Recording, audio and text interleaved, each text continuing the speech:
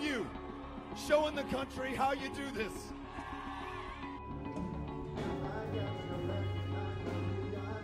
The first women to wear a hijab to represent us in Congress.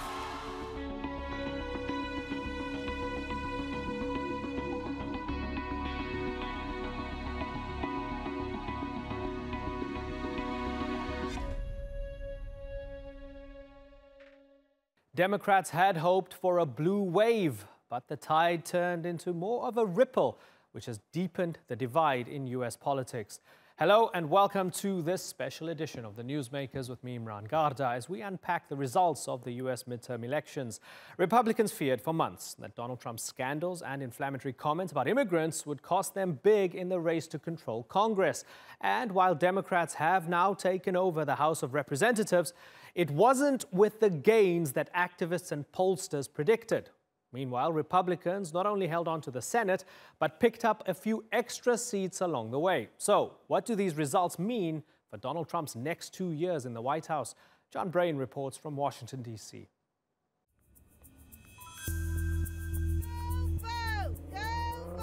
Shaking off their traditional apathy towards these elections, Americans turned out in their millions to vote in what had been described as the most important midterms in U.S. history.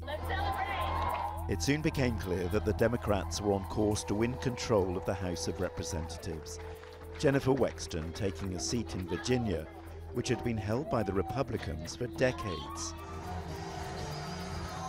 The successes kept on coming. Today is more than about Democrats and Republicans. It's about restoring the Constitution's checks and balances to the Trump administration. God bless Texas!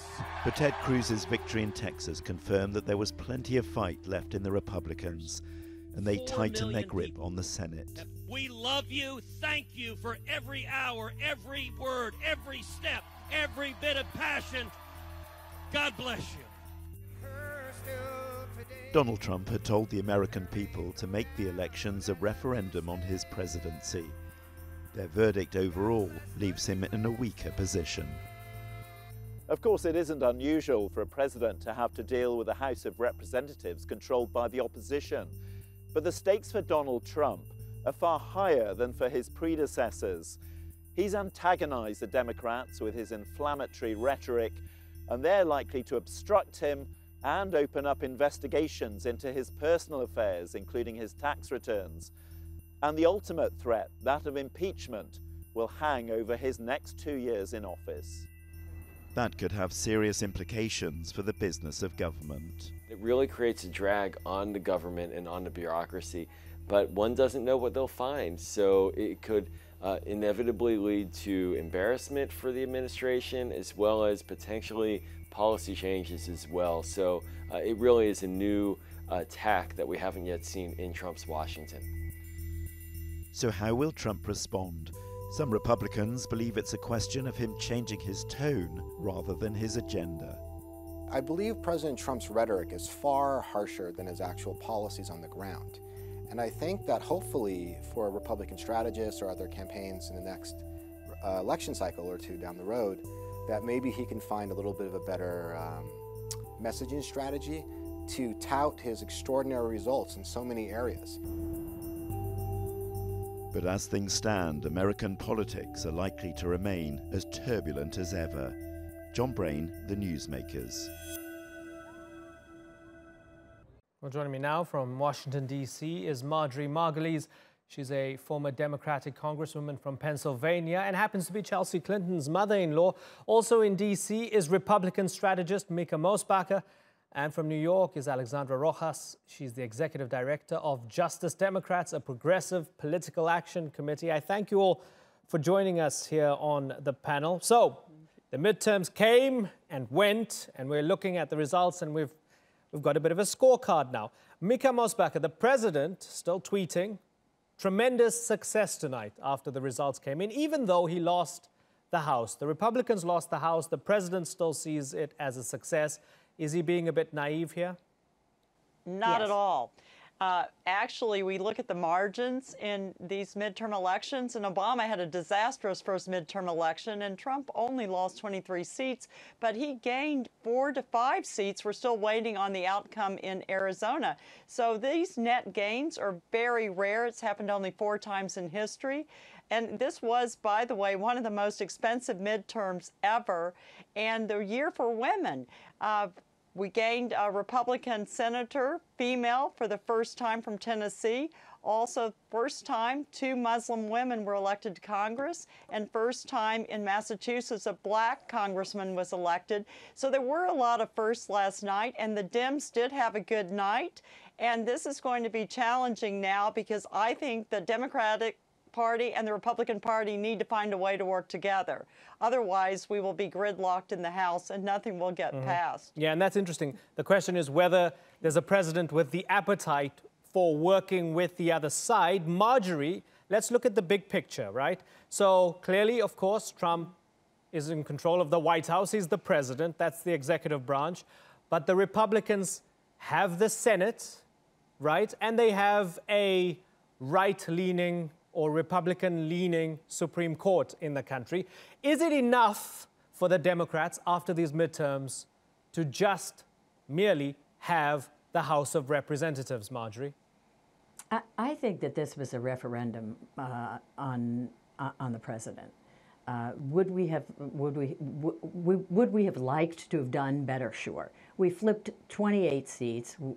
I thought we were going to do more, but who knew? Many of them by women. The real conversation, as far as I'm concerned, is now, especially down ballot, people are saying stop. The tone is terrible. Stop doing this to the president. We're an embarrassment worldwide. What are the words that are coming out of his mouth? And even though we didn't do as well as some of us had hoped, we flipped the House.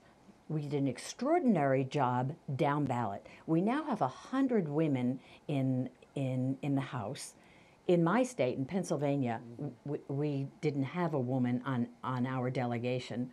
When I served, I was the only woman on our delegation. Now we have at least 4. We may have more, but we have 4 women on the delegation. It's a different conversation, but I think that this was a referendum on the president, and the country is saying, we're divided for sure. The country is saying, stop. Stop being so mean. But Marjorie, stop sorry to interrupt you, Marjorie. Sorry to interrupt you, right? But if it really was a referendum where people were saying stop, wouldn't we then expect the Democrats to win both the Senate and the House, and by a landslide? It was a referendum, and it seems as if some people were saying stop and some people were saying please continue. You're right. You're right. And for me, and I've been out campaigning a lot, for me, I'm still surprised at how many people are willing to accept what is being said. I'm glad that there were enough people out there who said, we're going to flip the House and we're going to put more women in, which I think the importance for me is that the down ballot races, the bench, which we are hoping to see over the next decade, after the census in 2020, and then when we do redistricting in 2022, that will flip, and that state houses will flip. Typically, Democrats haven't been as interested in down ballot races. What happened around the country was fascinating.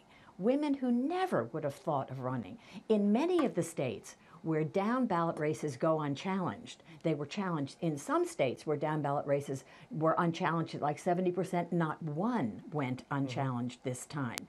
And women came in and ran. Teachers, right. And I have a lot of kids, so I mean, the important thing for me, not in a universal sense, but the important thing for me is that young kids, girls, boys, went out with their mothers who never would have thought of running, and figured out what a democracy is all about. Let me go back to the fact that this president is an embarrassment, and people were stepping up in numbers, not big enough for me, but in numbers that counted, that said, stop it. Okay, and for presumably half the country, he's not an embarrassment and they still support him. Alexandra Rojas, looking at the results of this election from the perspective of the left, from a progressive perspective, are you disappointed that you didn't do as well as perhaps you might have wanted to do?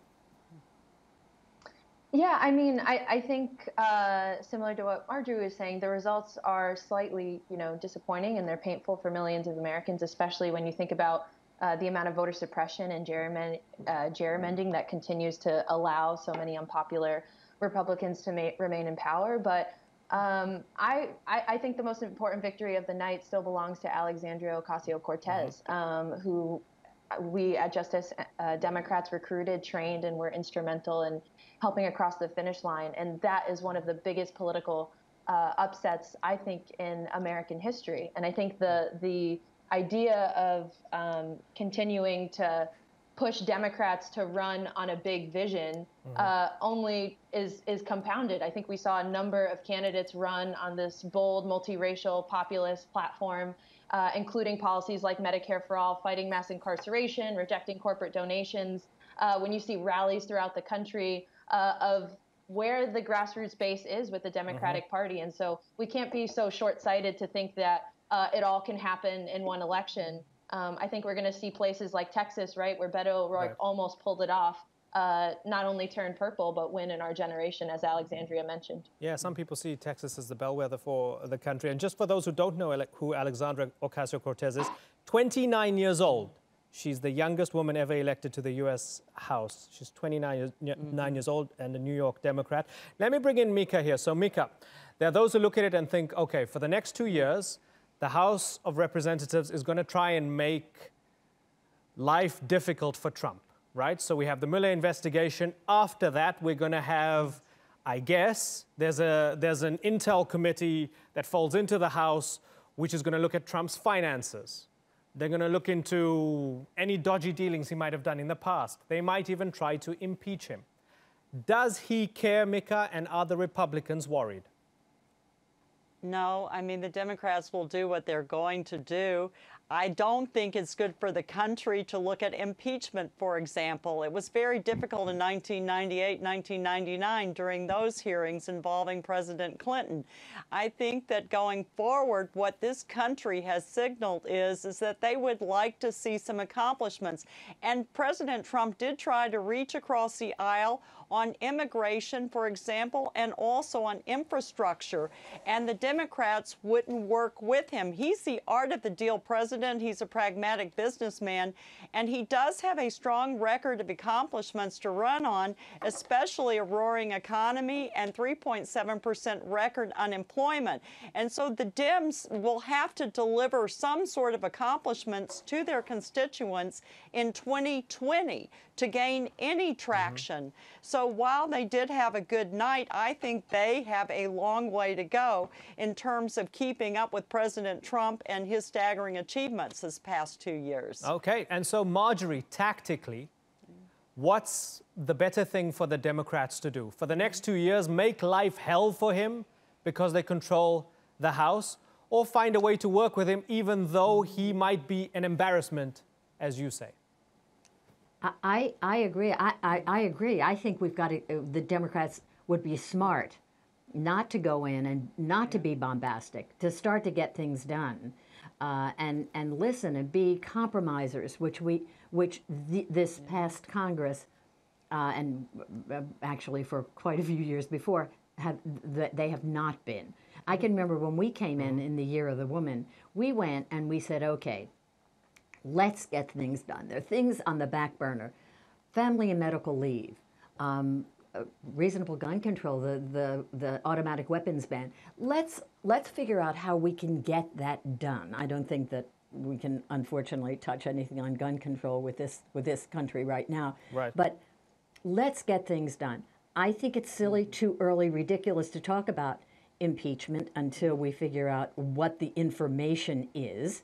I do think something that we have to look at is that we have new chairs of committees. Energy and Commerce will be Pallone. Nita Lowey is taking over appropriations. The Nadler. Right. a lot of the people who have been sitting back and trying to be careful, ranking members, are now going to be chairing committees.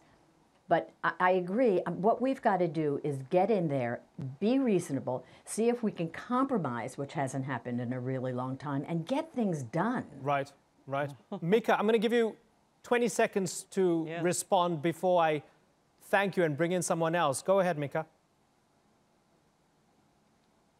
Yes, well, we were discussing earlier President Trump's tone, and it was interesting. In a rare moment of self-reflection, he said in an interview yesterday that he wondered if he should have softened his tone.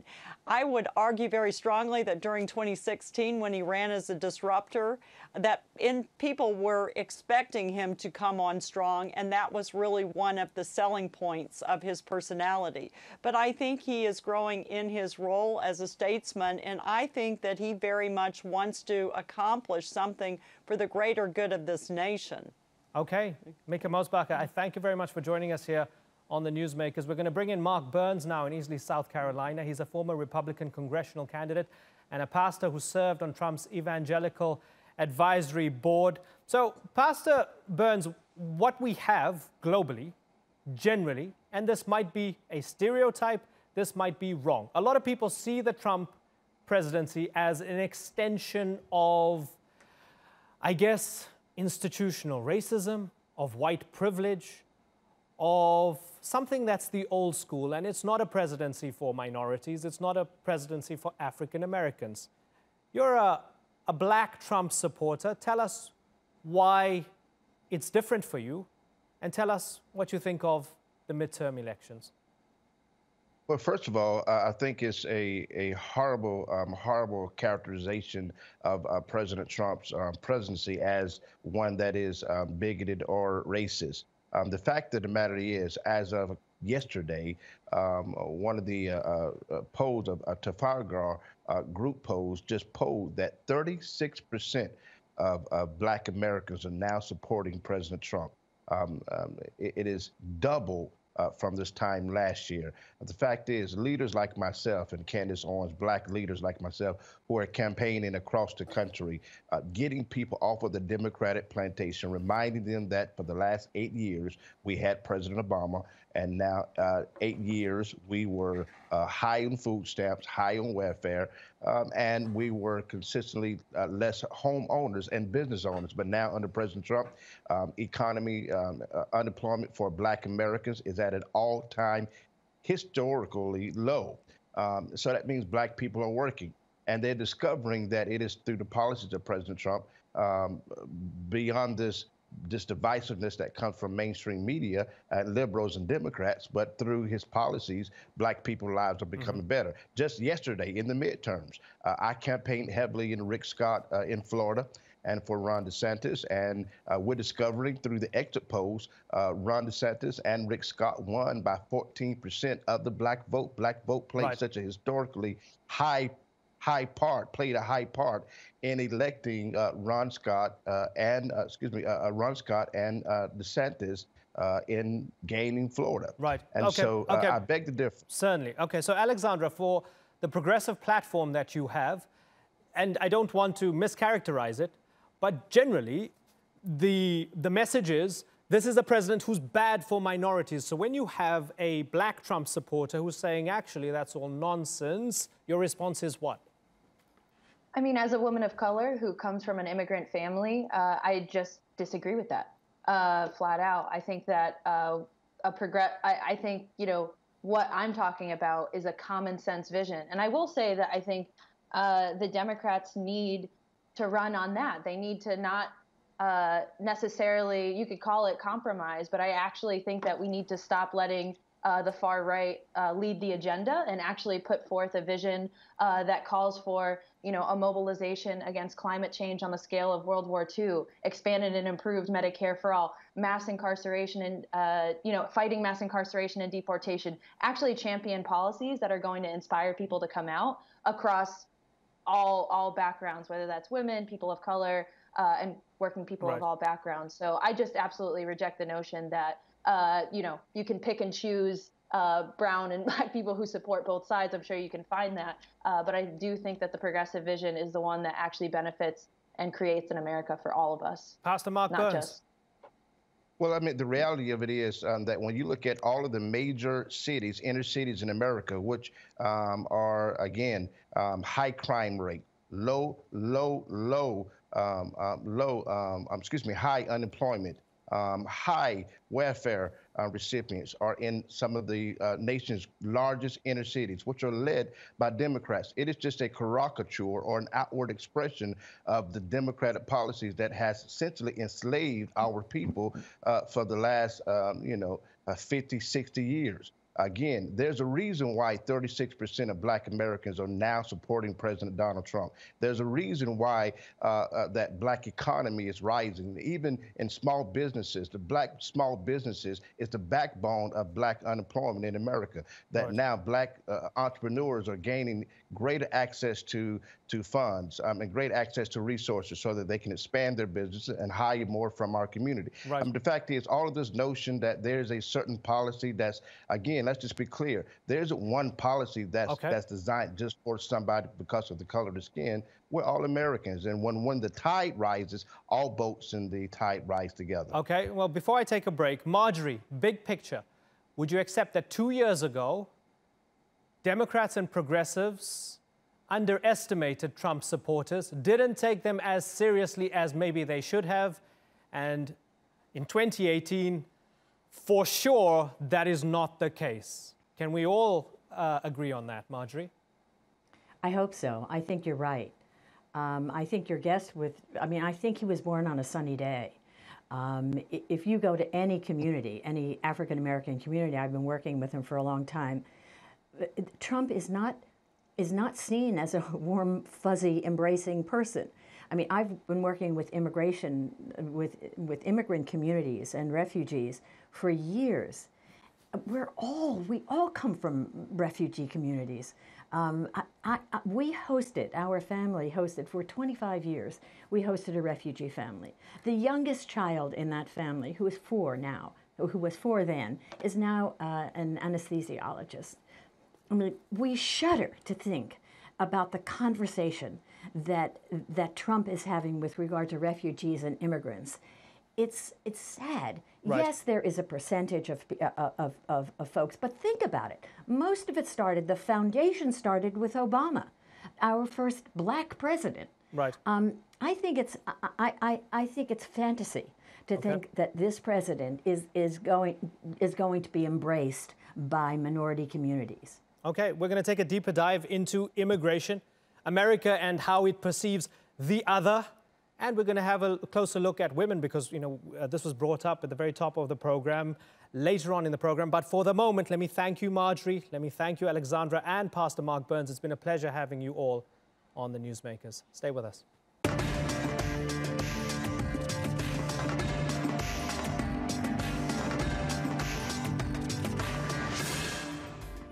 After the break, we'll look at how Republican attacks on migrants appear to pay off at the ballot box, and why women found unprecedented success during this year's midterms.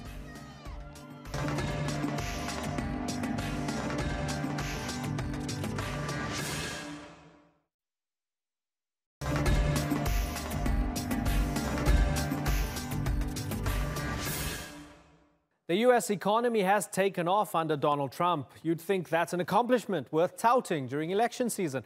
But Trump put immigration under the microscope. At rallies, he demonized a caravan of migrants heading to the U.S.-Mexico border, while critics condemned his comments as racist. But Trump was vindicated politically by Tuesday's results. Many candidates who repeated his rhetoric got into office, while dozens of moderates were shown the door. Now, as Edis Tianchan reports from Mexico City, the federal government there, under pressure from the U.S., has made the migrants an offer that has some of them reconsidering their options. Dina says she didn't have a choice. She used to have a small food stand in Honduras, but didn't make enough money to feed her family. So, traveling any way she could by foot or hitching rides, she and her 2 children are now among the first in a migrant caravan from Central America to have reached Mexico City.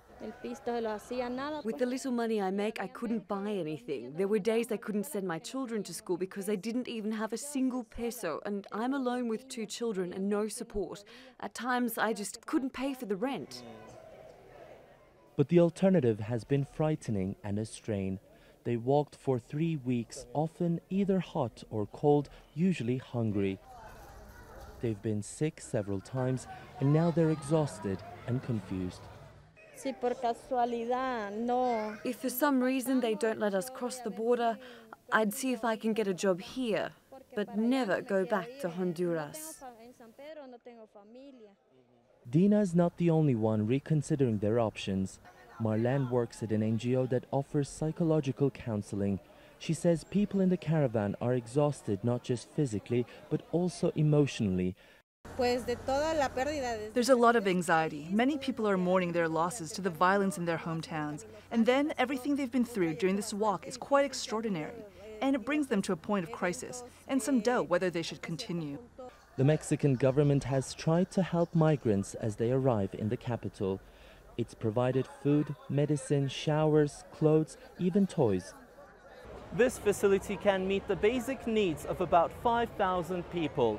So unlike other stops, migrants will stay here for a few days to rest and wait for other travelers to arrive.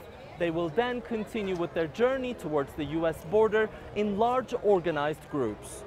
But the US administration has put pressure on Mexico to do everything it can to stop them. In response, Mexico has offered an incentive for them to stay. In Mexico, you will be able to get medical attention and even send your kids to school. You will also get a temporary official ID, and something very important, you will also be able to access the temporary work program. It's a tempting offer for people like Dina, who worries about another 3-week hike in miserable conditions without knowing whether it will all pay off in the end. It's a normal enough feeling given an American president who has demonized them throughout the midterm election campaigns. You think we're letting that caravan come into this country? You can forget it.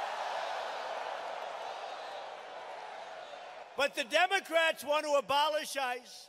They want America to be a giant sanctuary city for drug dealers, predators, and bloodthirsty MS-13 killers. The new Congress is now divided, with Democrats in control of the House and Republicans holding the Senate. Together, they'll be asked to tackle major immigration policies. In that volatile political climate, people with children to feed will have to make some tough decisions. It is Tianshan, Mexico City, the Newsmakers. Joining me now from Washington, D.C. is the president of the Conservative Hispanic Leadership Council, Ivan Garcia Hidalgo, along with the former deputy spokesman for the Democratic National Committee, Jose Aristimuño. And rounding out our panel in Scottsdale, Arizona, is former Democratic congressional candidate Deidre Aboud. I thank you all for joining us on the Newsmakers. Ivan, you happy with the results? Absolutely, absolutely. Great night for the president. Historic wins in the Senate. Kept the losses in the House at a minimum. Fantastic night, fantastic night. So let me then ask you if it's slightly bittersweet, because a lot of the rhetoric and a lot of the campaigning was done along the lines of, we're under attack, let's keep out those immigrants, let's keep out the other. Did the politics of fear help the Republicans keep hold of the Senate, Ivan? Historically, every president that holds his White House gets absolutely pounded in their first midterm, and we saw that not only that did not happen, but we actually picked up possibly 5 seats in the Senate. There's still some results that are still too close to call, but it'll probably end up being with 5 seats in the Senate. Those senators that lost their seats were those that voted against Judge Kavanaugh. I think the American people saw what the Democratic Party was about, and we saw a couple different things, right? We saw where former President Trump went out there and campaigned personally and extensively for his candidates, and President Trump went and did the same, and they had head-to-head battles, President Trump won that. Right. So it was certainly, a vindication. Certainly, it's a vindication. The president can still get out the base. He can get out the base. But my question to you is, did he have to push a xenophobic, anti-other, anti-immigration type of story? And did all those Republican candidates have to do that in order to get out the base 2 years after Trump was elected? Well, I don't think it was xenophobic or anti-immigrant. I think it's illegal immigration. That's what it is. I mean, this country welcomes immigrants every day. They just have to come here legally and through the right channels. You can't just have 17,000 people charge your border. That's not how it works. Jose? Look, it was a great night for Democrats. I don't know what fantasy world Ivan likes to live in, but we flipped at least 29 House races across the country, seven governor races across the country, and we now control the House. So we finally have a check on the president, a check on Republicans. We're not going to allow this president for the next 2 years to get away with this anti-immigrant rhetoric and racist rhetoric that we have seen in the past 2 years. If the president wants to have a successful presidency, he's going to have to work with the Democrats. And we are willing to work with him, but it's got to be realistic solutions that the American people are looking for. The reason that we were able to win last night is because we stayed on message throughout the country. We knew that healthcare was the #1 issue that Americans care about, and we talked about it. We talked about expanding Medicaid, expanding Medicare, and not cutting it and gutting it like Republicans have been trying. Mitch McConnell and his buddies up in Washington have been doing for the last couple of months. So I am optimistic. We've been able to rally up our bases. Although we did not win, I'm disappointed in Florida. I'm disappointed in Texas. Latinos across the country came out and voted. We broke records, and I think this is a start. This is a start of what's going to happen in come 2020. We're going to take back the Senate in 2020, and we're going to win back the presidency. Okay, so Deirdre Aboud, let me ask you, let me come at you with this question from a different perspective, Deirdre Aboud. We've heard two different perspectives here vis-a-vis the Trump administration and the tone he's setting, and whether the United States is a country that's still welcoming to migrants, that's welcoming to, the concept of the other. After these midterms, what should we be looking at? A victory for progressive politics, for example, by the Democrats taking the House of Representatives, or the fact that the Republicans still retain the Senate and got a few more seats, as we heard, because they used language such as there's a migrant caravan coming and you got to kind of lock up your home and you got to send the troops because we're under attack. Which one is it, Deirdre Aboud? Well, a lot of the big wins that we saw across the country, the unexpected wins, the so-called labeled progressives, I would like to say that the real difference was that they were different, that they had very strong messages, that they were very clear on where they stood on issues, and they didn't try to just cater to whoever was listening. And that's something that I think that Democrats going forward are going to do and should do, be very strong on the message. In Arizona, our Senate seat, actually all of our federal seats, are still up in the air. So we're definitely a determining state. It's going to take several days. And Arizona picked up a lot of seats on the local elections because we were ground zero for SB 1070, the original anti-immigration movement. And lastly, coming to the borders and asking for asylum is a completely legal way to come to the United States.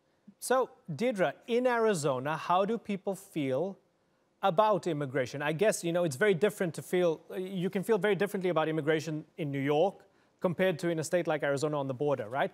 Tell me how the message went to the masses, especially from the Republican side. Tell me what it was like to hear the messaging and to see the messaging coming through from those who were aligned with the president. What was it like? What kind of tone and atmosphere were they creating?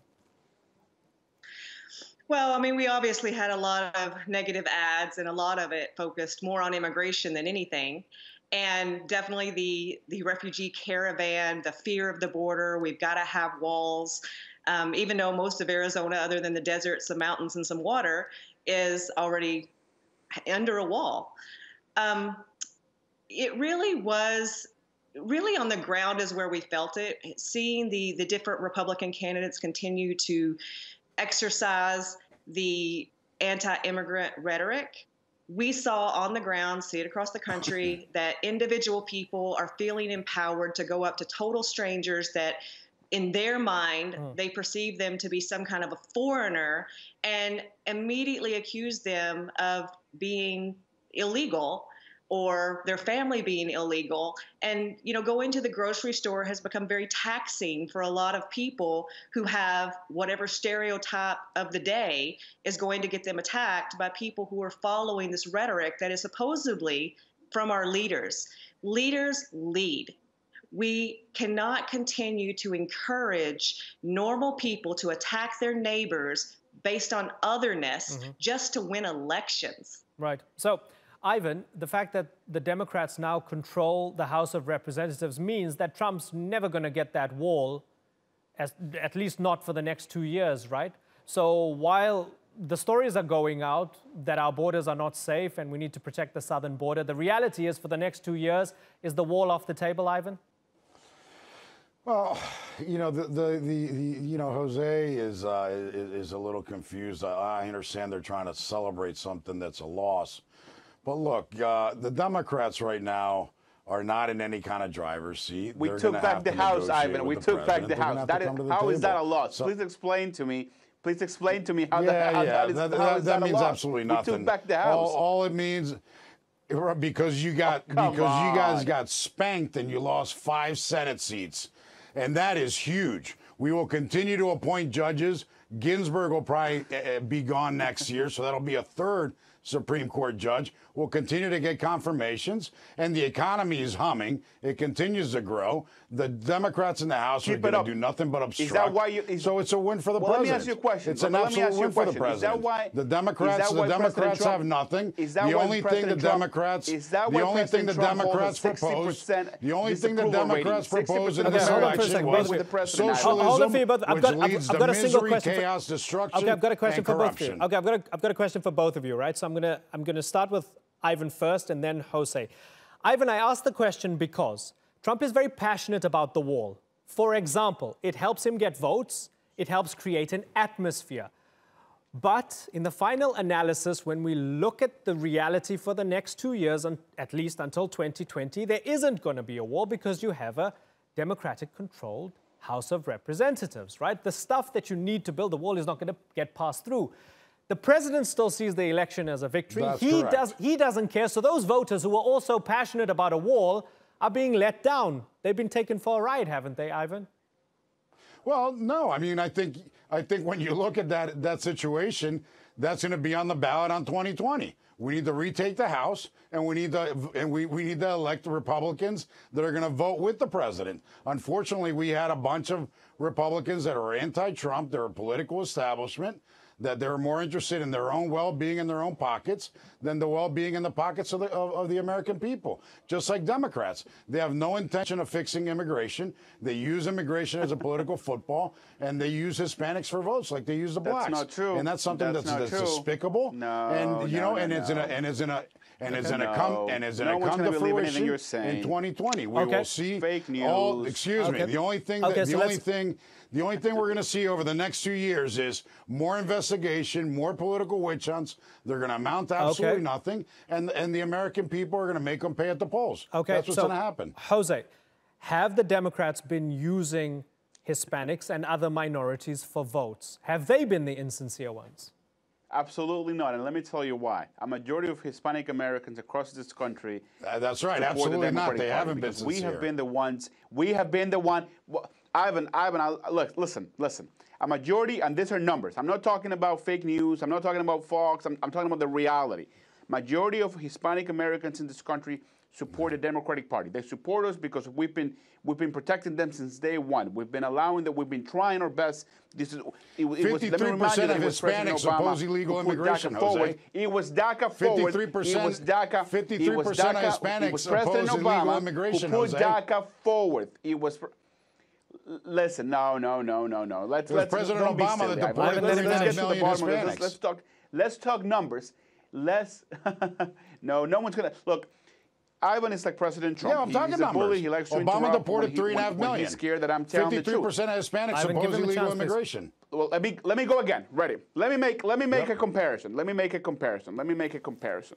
President Trump likes to go against the media. He likes to say that the media is the enemy of the people. He says that every single day. President Trump is trying to change the Constitution and take away the rights of people who were born in this country. That's President Trump for you. Just like Hugo Chavez in Venezuela, just like dictatorships in Cuba. That's President Trump. They're very similar in their body language, the way that they speak is the same thing. Right. President Obama recognized that the only way that he needed to stop deporting people, he deported a lot of people, I'm with you, but the only way that he could stop deporting people is that if we pass comprehensive immigration reform. That is why the Senate, which was controlled by Democrats in 2013, we passed a comprehensive immigration plan. And who was the ones to stop it?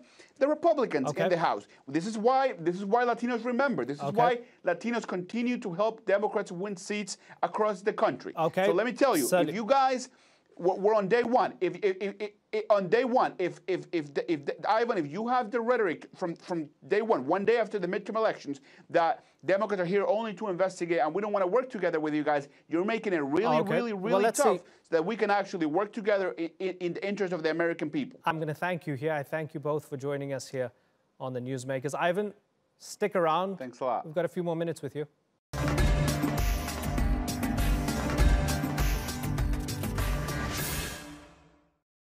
Donald Trump said he wanted the midterm elections to be a referendum on his presidency. Well, after facing numerous scandals involving women, more than 100 female candidates won seats in the U.S. House of Representatives, giving Democrats control of the chamber.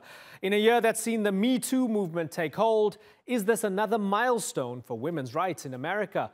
Courtney Keeley reports from Atlanta, Georgia, where she's been following one of the most contentious races for governor. More American women than ever before will serve in the U.S. government, including the first Muslim Americans, the first Native Americans, and the youngest woman ever elected to Congress, 29-year-old Democrat Alexandria Ocasio-Cortez of New York. 9 women have also won governor's races, but one of the most contentious and contested has yet to be called. I'm here tonight to tell you votes remain to be counted. Democratic candidate Stacey Abrams refused to concede the Georgia's governor race to Republican candidate Brian Kemp, saying it's too close to call and that there are absentee votes that still need to be counted. If elected, she would become the first African-American female governor in the history of the United States. Democracy only works when we work for it, when we fight for it, when we demand it. And apparently today, when we stand in lines for hours to meet it at the ballot box, that's when democracy works. Her campaign suggested a runoff is likely and that Kemp doesn't have the 50% plus 1 needed to win according to Georgia state law. Supporters were here at the election campaign headquarters into the early morning hours, hoping to hear an election victory speech by Stacey Abrams. Instead, they trudged out on their way home to get some sleep, saying they were still hoping for a victory in the morning. But Kemp remained confident on election night. Victory is near. On Sunday, President Donald Trump held a rally for Kemp at an airport hangar in Macon, Georgia.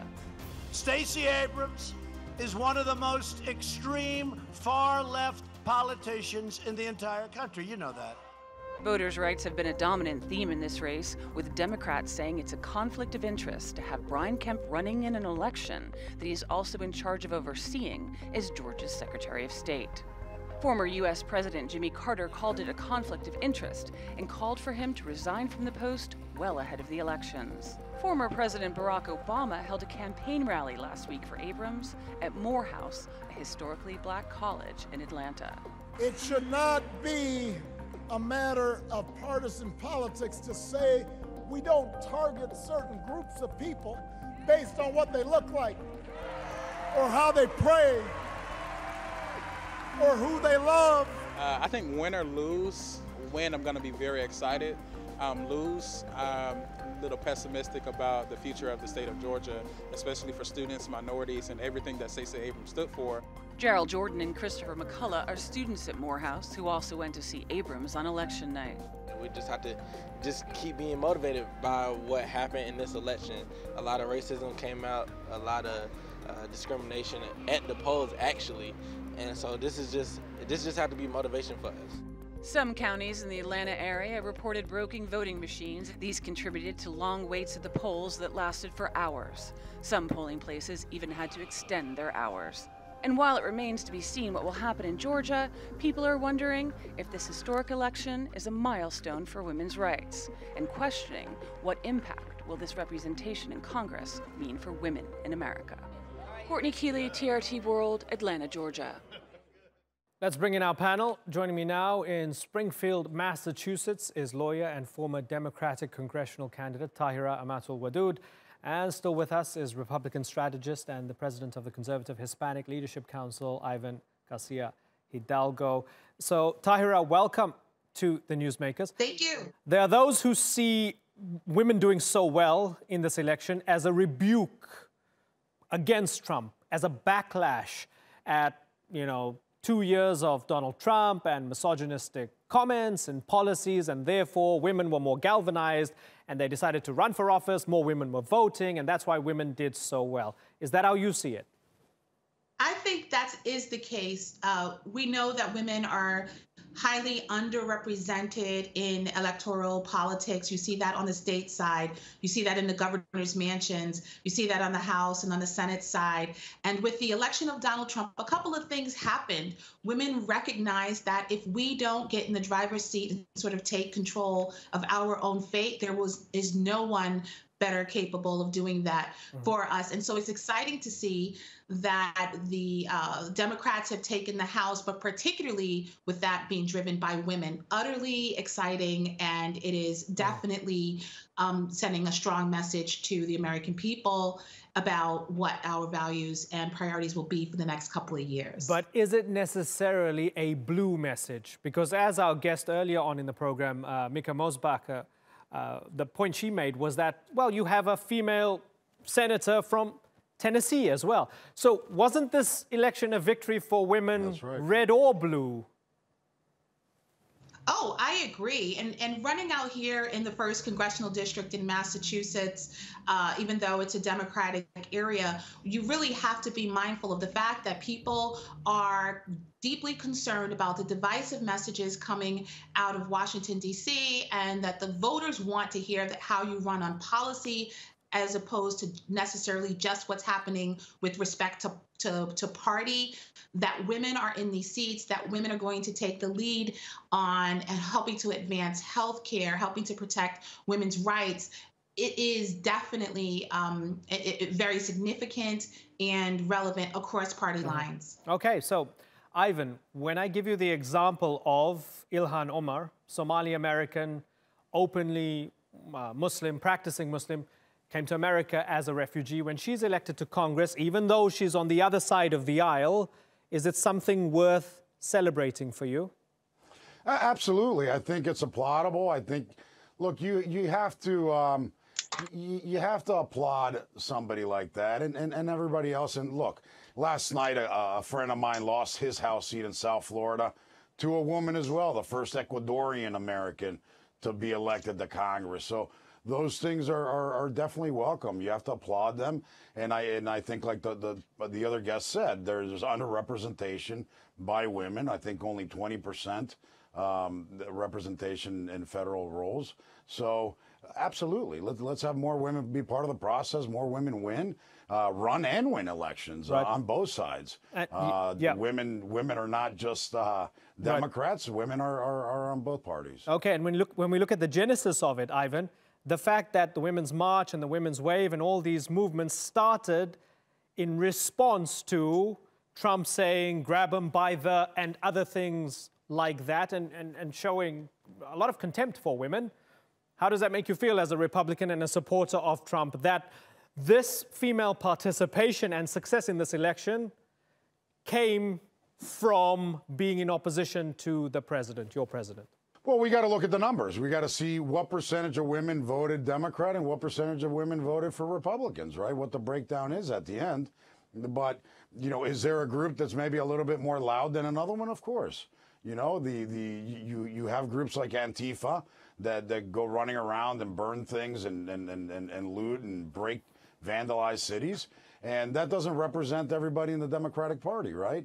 So, you know, people marching doesn't represent all the women in the United States. Not every single woman embraces progressive policies and agenda and candidates. That's just reality. It's unfortunate for the Democrats because they wish that that was reality, but that's not a fact. The fact is that women can vote however they choose. They're not monolithic and forced to vote Democrat or accept progressive policies, and that'll never be. So, you know, at the end of the day, let's embrace women in politics and make sure that more participate. Okay, so Tahira, I doubt you fully agree with Ivan here. Tell me why. I don't agree with him at all. And I don't think it's fair to make the comparison to women voting to Antifa.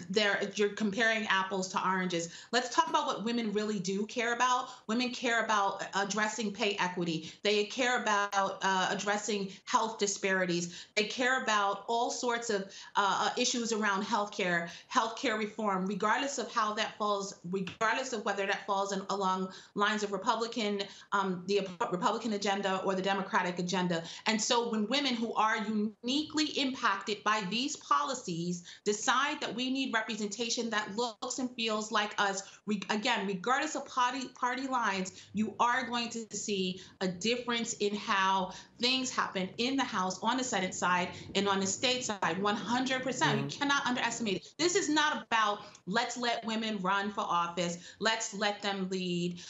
No. This is about we must encourage women to run for office. We must invest in their success. This is not tokenism. This is representation as it is in its finest form. Tahira Amatul Wadood and Ivan Garcia Hidalgo. Unfortunately, I've got to move on. We're out of time, but I thank you both for joining us here on the Newsmakers.